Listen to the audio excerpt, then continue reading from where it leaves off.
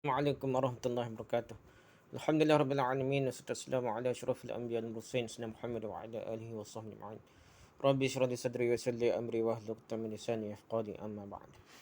Kita sama balik kitab tafsir kita, tafsir Az-Zahar jilid ke-5. Masih baca surah Hud ayat ke-15. Ayat ke-15 hingga ayat ke 24 inilah. 15 sampai 24 ya. A'udzubillahi minasyaitonir rajim. Bismillahirrahmanirrahim.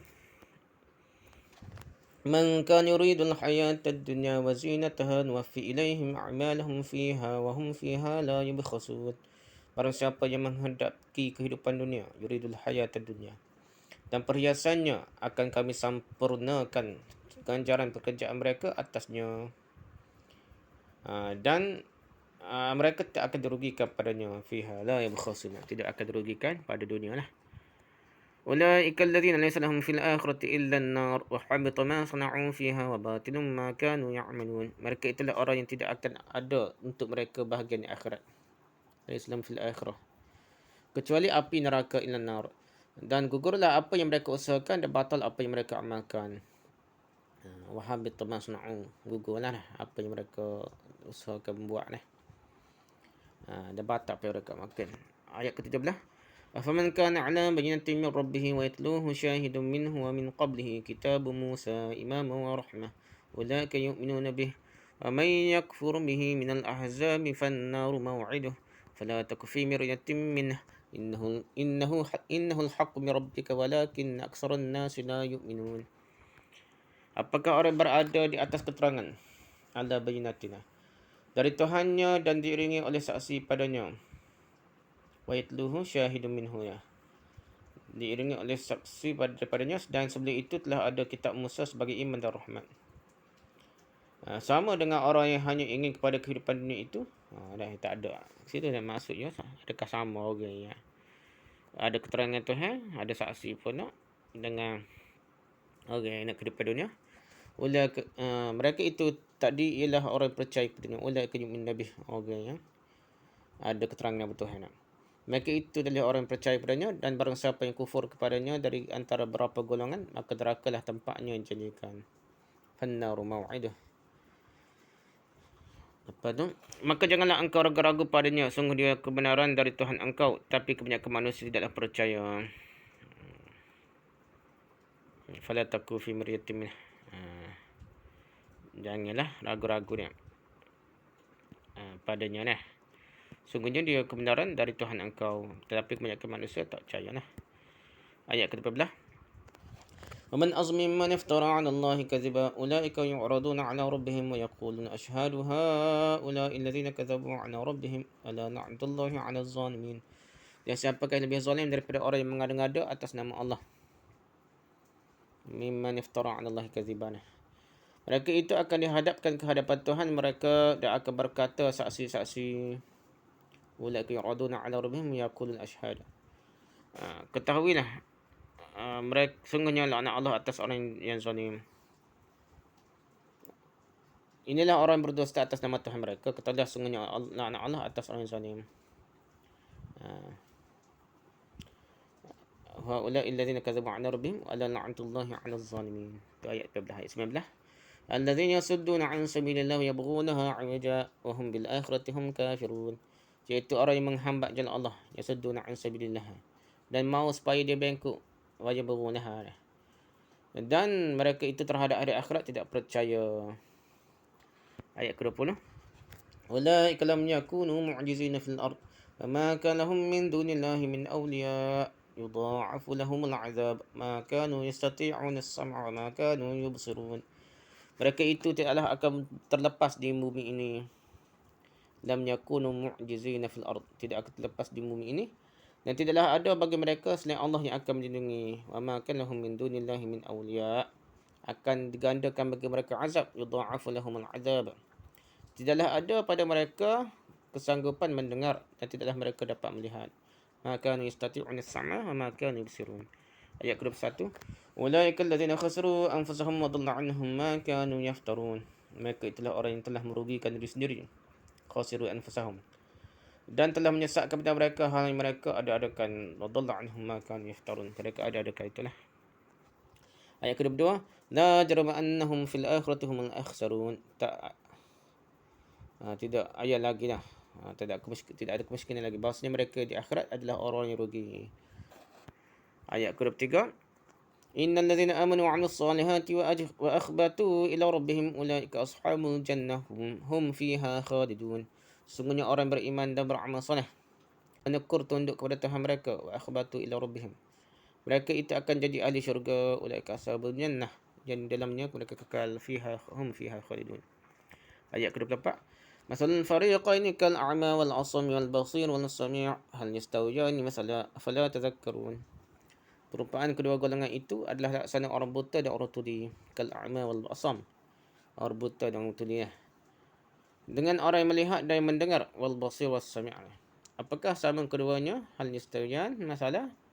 Apakah sama keduanya perumpamaan? Afala tadhakkarun. Apakah kamu tidak hendak ingat? Tak fikir, kau tak ambil peringatan. Habis itu dah. Jadi sampai 24 lah. Ayat 15 sampai 24 lah. Apa yang tuju dalam kehidupan kita ni? Barang siapa yang menghendaki kehidupan dunia dan perhiasan dalam dunia ni, akan kami sempurnakan ganjaran pekerjaan mereka atas bumi ni. Dan mereka tidak akan dirugikan padanya pada kehidupan dunia. Ayat ke-15. Apakah yang engkau tuju dalam kehidupan ini? Apakah ambisi cita-cita yang memenuhi hatimu dalam perjuangan hidup itu? Apakah engkau menginginkan dunia dengan segala perhiasan dunia?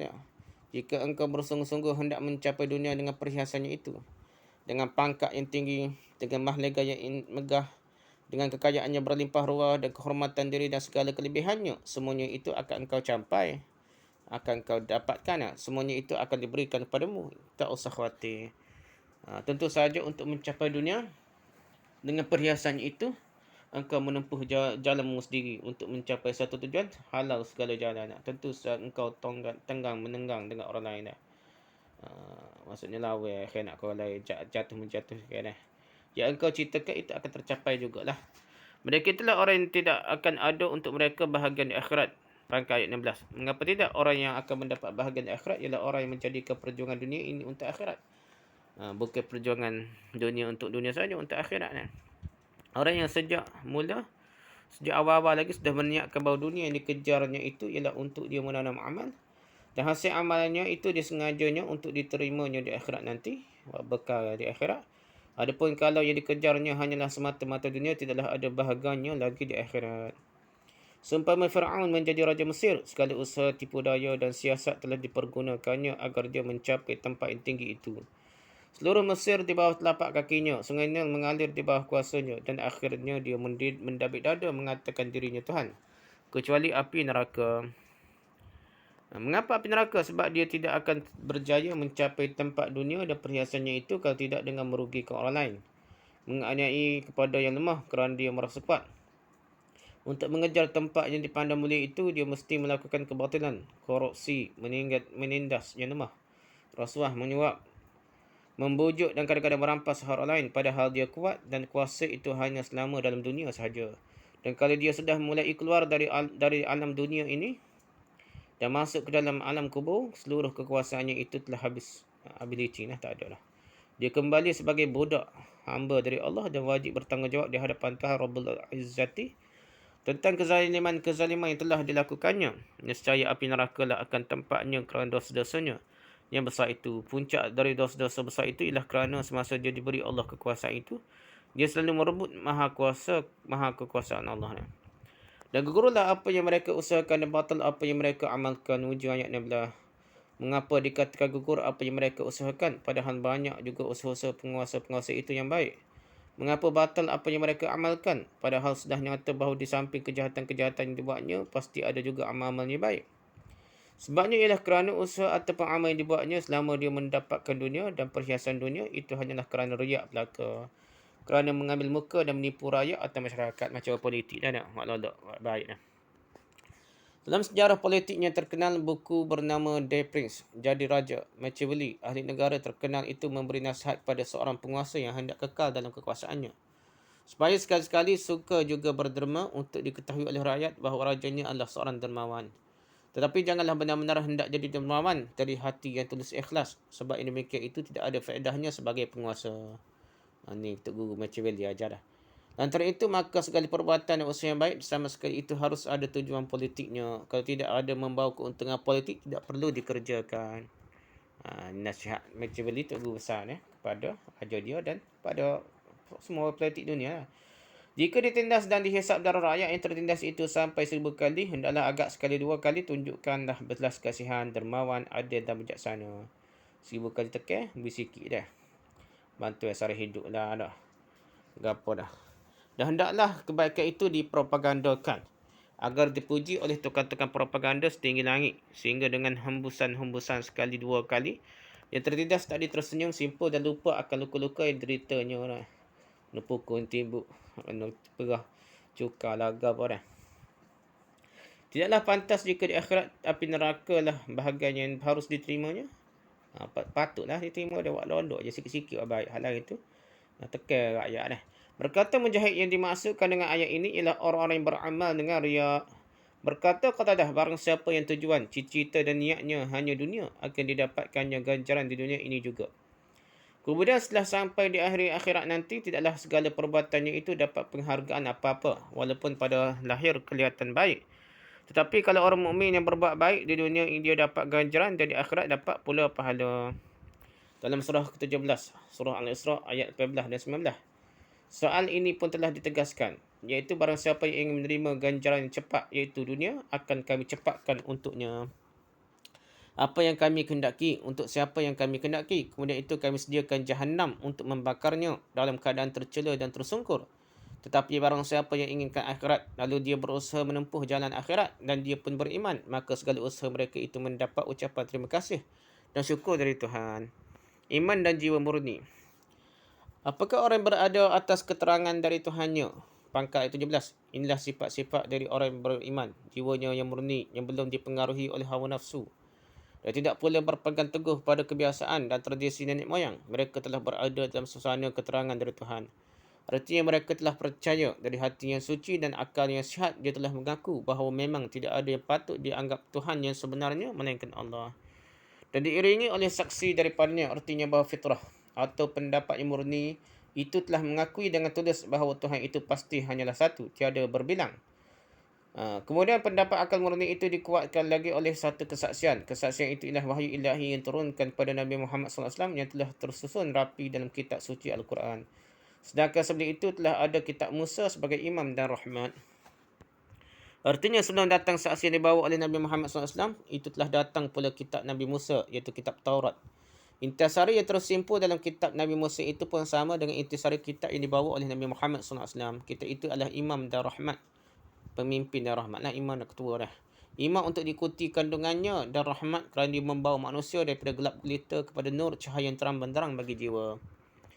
Sesuailah segala isi itu, sesuailah wahyu yang datang kepada sekalian Rasulullah, baik yang dalam Taurat Musa dan atau Injil Isa atau Al-Quran yang dibawa Muhammad, semuanya adalah imam untuk diikuti dan rahmat yang menuntun kita kepada jalan yang benar, jalan yang sesuai dengan hati nurani fitrah manusia. Ayat ini dimulai dengan pertanyaan, apakah orang yang berada di atas keterangan itu, di atas kebenaran? Dikuatkan saksi, dikuatkan pula oleh kitab Musa. Di sini ada lanjutan pertanyaan yang tersembunyi tetapi jelas, kerana telah terbayang pada dua ayat yang sebelumnya. Iaitu apakah orang yang begitu indah pendiriannya dan kuat imannya akan sama dengan orang yang beramal hanya kerana mengharapkan dunia sahaja dan perhiasannya. Sedekah derma untuk tunjuk kau riak dah. Wallah. Iaitu orang yang hidup di dunia tapi tidak mempunyai tujuan hidup. Mereka itu tak adalah orang yang percaya kepadanya. Itu orang yang memupuk jiwa murni atau suara hati kecilnya bahawa tidak ada Tuhan melainkan Allah, diiringi dengan saksi dan diiringi oleh kesaksian kitab Nabi yang terdahulu. Itulah mukmin yang sejati, dan barang siapa yang kufur kepadanya dari antara beberapa golongan, kerana mempertahankan golongan, mempertahankan pusaka yang terima dari datuk nenek, sehingga tidak lagi menghormati suara dari fitrah sendiri, maka nerakalah tempatnya yang dijanjikan. Sabda Tuhan dalam ayat ini diperkuatkan lagi oleh Rasulullah SAW dengan sabdanya. An Iyad bin Muhammad an Rasulullah SAW qala yaqulu Allah Ta'ala inni khalaqtu ibadi hunafa'a faja'atuhum asyayatin fajtalathum an dinihim wa harramat alihim ma ahlaltu lahum أحللت لهم وأمرتهم أن يشركوا بي ما لم أنزل به سلطانا. Roh Muslim. Daripada bin Muhammad dari Rasulullah SAW berkata, Allah Ta'ala, sesungguhnya aku telah menjadikan hamba-hambaku dalam keadaan agama yang suci. Maka datanglah syaitan-syaitan kepada mereka dan diharamkannya atas mereka mana yang aku halalkan. Hanya halal. Dan seluruhnya mereka persekutukan daku dengan yang lain. Dalam hal yang tidak ada sama sekali aku turunkan kekuasaan padanya. Hadis Muslim. So syirik kan. Tegasnya syaitan-syaitanlah yang membawa mereka keluar dari garis kebenaran yang telah digariskan sejak Nabi-Nabi yang terdahulu itu. Kalau perdayaan syaitan-syaitan ini dapat mereka tangkis, niscaya akan tetaplah hati mereka memeluk agama yang hanya mengakui satu Tuhan sahaja. Maka janganlah engkau ragu-ragu padanya. Sungguhlah dia kebenaran daripada Tuhan engkau. Artinya benarlah bahawa Al-Quran itu datang sebagai wahyu dari Tuhan. Dan sesuai dia dengan akal budi manusia murni. Hal itu tidak usah diragukan lagi. Dia dapat dipertanggungjawabkan selama akal manusia masih belum dipengaruhi oleh syaitan dan hawa nafsu. Tetapi kebanyakan manusia tidaklah percaya. Hujung ayat 17. Meskipun kebenaran Al-Quran itu tidak diragukan lagi selama manusia memakai akalnya yang sihat. Namun banyak juga manusia yang tidak mahu percaya sebab mereka tidak mahu berfikir. Ataupun kerana buat menanam iman yang teguh dalam hati bukanlah perkara yang mudah. Banyak sekali rintangan yang harus ditempuh. Bersabda lagi Nabi Muhammad SAW, "Wallazi nafsi biyadihi la yasma'u bi ahadun min hadhihi al-ummah yahudiyyun aw nasraniyyun thumma la yu'minu bi illa dakhala an-nar." Rawahu Muslim an Abi Musa Al-Sy'ari. Demi dia yang diriku ini ada dalam tangannya, dalam tangan Allah lah. Demi Allah dah. Tidaklah mendengar dari hal aku ini seorang pun dari umat ini, baik dia Yahudi atau dia Nasrani, kemudian dia tidak mau percaya kepadaku, melainkan pastilah dia masuk neraka. Hadis Sahih Muslim diriwayatkan dari Abu Musa Asy'ari. Dia siapakah yang lebih zalim daripada orang yang mengada-ngada atas nama Allah suatu kedustaan? Pangkat ayat 14. Dengan bentuk pertanyaan yang dalam bahasa Arab disebut istifham inkari dah. Untuk mengingkari sebenarnya dah. Tanya bukan tanya sungguh, untuk mengingkari.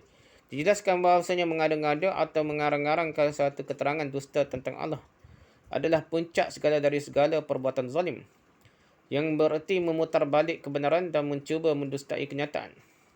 Pada lanjutan ayat dijelaskanlah bahawa mereka itu akan dihadapkan ke hadapan Tuhan mereka pada hari kiamat esok, hari memperhitungkan hisap segala amal baik dan amal buruk manusia, dan akan berkata saksi-saksi, inilah orang-orang yang berdusta atas nama Tuhan mereka. Saksi-saksi itu kelak baik terdiri pada malaikat ataupun dari sesamanya manusia. Jadi saksi itu malaikat pada, manusia pada. Akan tegak dengan kesaksian dan pembuktian mereka. Saksi ada bukti lagi lah, yang tidak dapat dibantah sama sekali. Meskipun dengan tidak pakai saksi pun perkara mereka itu akan jelas jua. Sebab Tuhan sendiri menyaksikan gerak-geri manusia. Saksi akan menunjuk hidung, mengatakan bahawa ini adalah tukang bohong. Berdusta dengan membawa-bawa nama Tuhan. Guna nama Tuhan, guna nama agama dah. Menunggang agama lah. Ketahuilah sungguh laknat Allah atas orang yang zalim. Ujung ayat 14. Zalim perpecahan dari pokok kata masdar zulm, yang bererti gelap, yang jadi lawan dari terang. Padahal jalan terang telah ditunjukkan Tuhan dengan perantaraan nabi-nabinya dan kitab-kitab sucinya. Namun mereka itu masih saja menghindar dari jalan yang terang itu, lalu mencari jalan yang gelap dengan sengaja. Bukankah patut orang itu mendapat kutukan dari Allah, laknat dari Allah? Ayat selanjutnya menjelaskan lagi tingkah laku orang itu, iaitu orang-orang yang menghambat jalan Allah. Pangkal ayat 19. Atau sengaja membendungnya dan menghalang-halanginya kerana dia tidak suka kepada jalan terang itu dan benci melihat orang lain lalu di jalan itu, jalan terang, jalan betul tak? Dan mahu supaya dia bengkok. Yang ni kalau jalan itu sudah bengkok berbelok-belok, nescaya lama baru sampai kepada yang tuju ataupun sesak masuk jalan lain. Padahal sabilillah atau jalan Allah itu atau yang diberi nama oleh Tuhan sendiri as-siratul mustaqim. Jalan yang lurus itulah yang selalu dianjurkan oleh Tuhan kepada hamba-Nya supaya lalu di jalan itu. Kemudian itu ditunjukkan lagi perangainya dan pendiriannya yang amat mencelakakan dirinya sendiri, iaitu dan mereka itu terhadap hari akhirat tidak mahu percaya. Hujung ayat 9. Memanglah bahawa keberanian membuat pelanggaran yang besar-besaran itu, berbuat zalim, mengada-ngada atas nama Allah, menghambat jalan Allah, mengganggu jalan Allah, atau membuatnya bengkok berbelok-belok, ialah berpongkok pangkal dari tidak teguhnya kepercayaan bahawa perbuatan jahat itu mesti dipertanggungjawabkan di hadapan Allah di hari akhirat kelak. Sebab itu percaya dia akan menghadap Tuhan lah, dipersoalkan oleh Tuhan. Mereka itu tidaklah akan terlepas di bumi ini. Pangkal ayat 20. Perhatikanlah kalimah mu'jizina. Yang kita artikan dengan erti kata kita anggap dekat dengan maksudnya, iaitu tidaklah akan terlepas maksudnya. Untuk mendalami maksud pangkal ayat ini, bandingkanlah dengan seorang penjahat yang berusaha menyembunyikan dirinya daripada kejaran polis. Kerana suatu kesalahan yang besar, kemana pun dia bersembunyi, dia mesti dapat tertangkap. Maka orang yang bersalah mendurhakai Tuhan, menghambat jalan Allah, berbuat zalim, tidaklah akan dapat melepaskan diri ataupun membebaskan dirinya dari kejaran hukum Tuhan. Walaupun ke bahagian bumi yang mana pun dia lari, pastilah Allah tangkaplah. Dan tidaklah ada bagi mereka selain Allah yang akan melindungi. Cubalah fikirkan, dia berperkara dengan Tuhan, hak Tuhan yang dilanggarnya, sedangkan lain dari Allah tidak ada Tuhan yang lain. Siapa yang akan melindunginya? Dalam ayat disebut min awliya. Awliya adalah jamak dari wali. Artinya banyak pelindung. Namun pelindung selain dari Allah yang selama ini yang amat diharapkan untuk melindunginya, tidaklah ada yang akan berhasil. Sebab kekuasaan awliya tidak ada. Mereka semuanya itu hanyalah semata-mata makhluk dari Allah juga. Mereka hanya dapat melindungi kalau ada penghargaan Allah atasnya. Bagaimana Allah akan segan kepada makhluknya? Akan digandakan bagi mereka azab. Mengapa dilipat gandakan? Sebab kesalahan mereka pun berlipat ganda. Berbuat dosa atas nama Tuhan, menghambat jalan Tuhan, membuat jalan Tuhan itu jadi bengkok, dan tidak mau percaya akan adanya hari akhirat, maka azab berlipat kali ganda itu adalah sewajarnya, sebab salahnya berlipat kali ganda pula. Tidaklah ada pada mereka kesanggupan mendengar, dan tidaklah mereka dapat melihat. Ujung ayat 20. Di ujung ayat 14 sudah jelaskan terlebih dahulu apa sebabnya, iaitu bahawa mereka telah dilaknat oleh Allah. Kutukan telah menimpanya. Sebab itu tertutuplah bagi mereka kesanggupan untuk mendengar kebenaran ataupun melihat kenyataan. Padahal kedua alat itulah yang amat penting untuk menghubungkan peribadi kita sebagai manusia dengan alam yang ada di sekeliling kita, buat kelak menyimpulkan suatu pendapat yang yakin bahawa Allah itu ada. Kerana yang bergerak pada manusia itu sar dari akal dan fikiran manusia ialah panca indera yang 5. Sedangkan panca pendengaran dan penglihatan adalah yang paling tertonjol daripada kelima panca indera itu. Pendengaran dan penglihatan. Mereka itulah orang yang telah merugikan diri sendiri. Pangkal ayat 21. Dengan pangkal ayat ini jelaskanlah bahawasanya tindakan yang menyalahi garis kebenaran itu bukanlah merugikan orang lain, bahkan bukanlah mengurangi kemuliaan Allah sama sekali. Tapi yang jelas adalah merugikan diri sendiri yang bersangkutan itu sendirinya. Dan telah menyesatkan pada mereka hal-hal yang mereka adakan itu. Hujung ayat ke-21. Mereka disesatkan oleh perbuatan mereka sendiri, seumpama orang-orang yang menyembah berhala. Berhala itu mereka sendiri yang membuatnya timbul dari khayalannya. Orang yang mendirikan patung-patung raksasa yang menurut khayal mereka hidungnya besar, sehingga terulur seperti sahing harimau. Matanya mendelik besar, kubis dia beranting dan janggutnya menjagau, iaitu khayal yang amat menakutkan. Kemudian si pembuat itu sendiri pun takutlah kepada kayu-kayu ataupun batu yang mereka perbuat itu sendiri, sehingga yang khayal sudah menjadi kenyataan. Yang mereka buat-buat dan mereka adakan dengan khayalan dan tangannya, mereka takuti sendiri. Mereka disesatkan oleh khayalan mereka sendiri atau takut pada bayang-bayang sendiri. Tidak syak lagi bahawasanya mereka di akhirat adalah orang yang sangat rugi. Ayat 22. Di dunia mereka telah memuja dan takut pada barang-barang yang tumbuh dari khayalan mereka, sehingga segala macam perkara itu adalah pelaksanaan khayalan mereka dengan tidak ada tuntutan dan tidak ada bimbingan dari Tuhan. Kemudian di akhirat bertambah jelaslah bagi mereka bahawa segala yang mereka khayalkan itu tidak ada sama sekali. Tidak ada yang akan menolong mereka. Dan tidak ada penilaian baik atas usaha dan usaha mereka yang telah habis dikala hidup di dunia dahulu. Kerugian akhirat adalah puncak terakhir dari kerugian, iaitu kerugian yang tidak dapat diperbaiki lagi. Dunia boleh perbaiki lagi tak? Akhirat dah rugi tak? Rugi masuk neraka lah. Sesungguhnya orang yang beriman dan beramal soleh dan menekur tunduk kepada Tuhan mereka. Pangkat ayat 23. Di sini terdapatlah 3 syarat utama untuk melalui pintu bahagia dunia dan akhirat. Pertama, beriman, percaya kepada Allah Ta'ala dan percaya bahawa di hari kemudian untuk menerima penilaian Tuhan atas kepercayaan yang kita anuti di dunia ini. Allah dia seukuran dengan yang telah dibawa oleh para rasul. Kedua, itu dibuktikan dengan amal yang saleh, kerja dan usaha, perbuatan dan pelaksanaan. Apa yang dikerjakan dunia ini ada apa jasa sebagai insan yang turunkan oleh Tuhan ke dunia buat menjadi khalifahnya? Adakah datang kosong dan pulang kosong saja? Ketiga, bahawa Tuhan itu bukan semata-mata dipercayai dengan otak dan rasional sahaja. Bukan sahaja membuktikan ada Tuhan dengan fikiran intelek sahaja, tapi dirasakan dalam jiwa sedalam-dalamnya. Percaya menimbulkan harapan kurniaan daripada Allah dan takut akan balasan dari Allah, sehingga berusaha merapatkan diri kepada Tuhan, meningkatkan jiwa untuk mencapai redha Allah. Malu tersipu-sipu jika terbuat kesalahan. Yakin bahawa kelak kemudian akan datang menghadap Tuhan juga. Maka dengan melengkapi ketiga ayat syarat ini, amal soleh dan ketundukan pada ilahi kepada Tuhan dijanjikanlah Tuhanlah tempat yang layak baginya. Mereka itu akan jadi ahli syurga yang dalamnya mereka akan kekal. Hujung ayat ke-23. Seterusnya Tuhan pun menyuruh kita membandingkan di antara kedua golongan itu, orang kafir dan fasik dengan orang beriman dan beramal soleh. Perumpamaan kedua golongan itu adalah laksana orang buta dan orang tuli dengan orang yang melihat dan yang mendengar. Pangkal ayat 24. Di ayat ini kita disuruh mengumpamakan dan membandingkan. Tegakkanlah dalam ingatan seorang pekak dan tuli. Bercakap dengan seorang yang terang pendengaran dan jelas penglihatan. Betapa bingung si buta dan bagaimana bingung si tuli, si pekak. Lain orang kata lain dia bagi dia lah. Si buta tidak dapat memperbedakan warna dan menunjukkan ukuran kerana alat penglihatan untuk pembanding tidak ada. Si tuli pun demikianlah pula, suara nyaring dan badak, suara yang jauh dan dekat tidak dapat diperbedakannya sama sekali. Ini adalah perumpamaan sebab yang dimaksudkan sejati ialah si buta hati dan si tuli jiwa. Laqad asma'ta law nadaita hayyan walakin la hayata liman lam tunadi. Suaramu boleh didengari kalau yang engkau panggil itu orang hidup, padahal yang engkau panggil ini sama-sama dengan mati. Oh, pekak tuli ni. Dah lah pekak tak nampak buta lagi dah.